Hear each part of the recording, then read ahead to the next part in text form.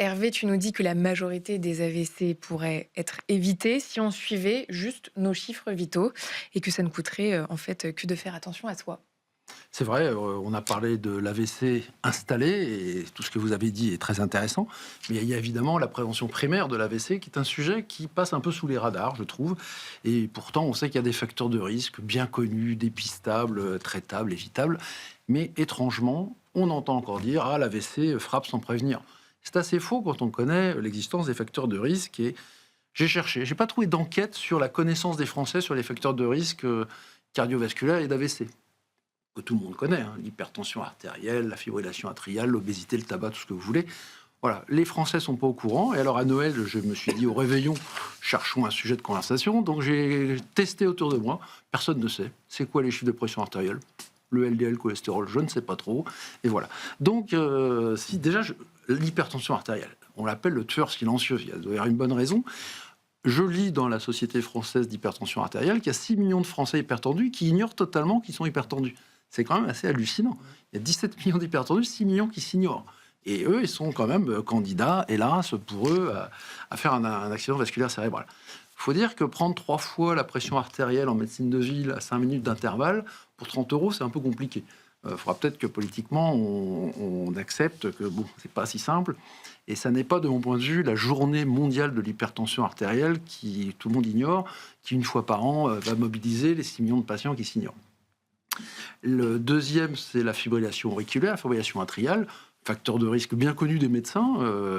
Et pourtant, je ne connais personne qui vérifie son pouls et pour voir s'il est régulier ou irrégulier. Ça paraît pas fou à faire, c'est pas très compliqué. Et on n'en parle surtout jamais. Il n'y a jamais eu de campagne. Moi, je trouve ça très bien qu'on fasse le cancer colorectal, etc. Mais la fibrillation atriale n'intéresse personne. Alors, le cholestérol, mauvais sujet au pays des 3000 fromages. Vous savez, ça, faut pas en parler. Il y a même des professeurs célèbres qui ont été félicités par l'ordre des médecins. C'est-à-dire que les deux avaient raté cardio. Il y en a un qui était pneumologue et l'autre qui était urologue. Vous voyez de qui je parle. Eux, ils se disaient ça sert à rien. Les statines, c'est inventé par les labos. Et bon. Les statines, c'est très documenté. Ça fait baisser le LDL. Ça prévient les accidents cardiovasculaires. Voilà, c'est comme ça. Le cholestérol, il y a le mauvais et il y a les statines, mais les deux sont pas bien. Alors, ce qui m'étonne dans tout ça, c'est qu'on a tous en tête plein de chiffres. Vous avez le digicode pour rentrer chez vous, pour rentrer au bureau, votre cave, votre numéro de Flying Blue, si vous êtes sur Air France, votre numéro de Sécu, le 15 qu'il faut appeler. On en a plein des numéros. Mais alors, encore une fois, si on demande aux gens autour de nous, c'est quoi votre taux de glycémie à jeun? Je ne sais pas. Votre fréquence cardiaque, vos chiffres de pression artérielle, l'IMC. L'obésité est un facteur. Eh ben, on ne sait pas. Et donc, j'ai une proposition à faire à la ministre de la Santé, je précise parce que ça change souvent, qui ne m'a rien demandé d'ailleurs. Pourquoi on ne fait pas une campagne de prévention? Une campagne de prévention sur tous ces facteurs de risque. Ça coûterait, je vous le fais au pif, 10 millions d'euros. Vous avez vu elle a été recommandée par le rapport de la Cour des comptes. Oui, mais vous avez vu aussi que comme on n'a pas de budget, elle a été finalement reportée à après les élections.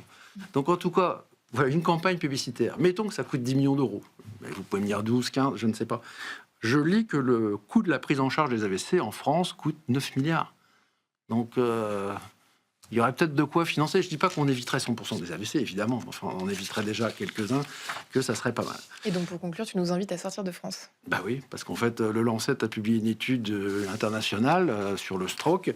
Eh bien, dans cette étude, ils disent que le nombre de strokes, d'AVC, va augmenter dans le monde de 50% entre 2030 et 2050. Et la principale cause, c'est que dans le monde, on ne connaît pas les facteurs de risque des AVC. Donc l'AVC, c'est un défi mondial. Merci beaucoup Hervé. Très rapidement, on n'a pas beaucoup de temps. Qu'est-ce qui freine la sensibilisation, une sensibilisation plus massive du grand public, selon vous? Et en réaction plutôt à la chronique d'Hervé. Non, je pense que ce qui est compliqué, c'est que l'AVC, c'est une maladie compliquée. L'infarctus myocarde, c'est très simple. Même quand on n'en a jamais entendu parler, qu'on a une douleur dans la poitrine, on appelle le 15. Donc, sensibiliser au fait qu'il ne faut pas faire de bêtises, c'est facile. L'AVC, c'est très méconnu. Donc, il faut organiser ça. Pour l'hypertension artérielle, c'est tout à fait vrai ce que vous dites, mais même ceux qui font un AVC et dont on essaye de contrôler la pression artérielle dans nos cohortes, on arrive à 40% de contrôle optimal à 6 mois. Donc, c'est aussi un problème. Alors, les nouveaux outils vont y arriver, par exemple les montres connectées, etc. Mais ces nouveaux outils, c'est pour les jeunes qui sont les moins à risque. Ouais. Donc, il faut cibler ceux qui sont plus à risque.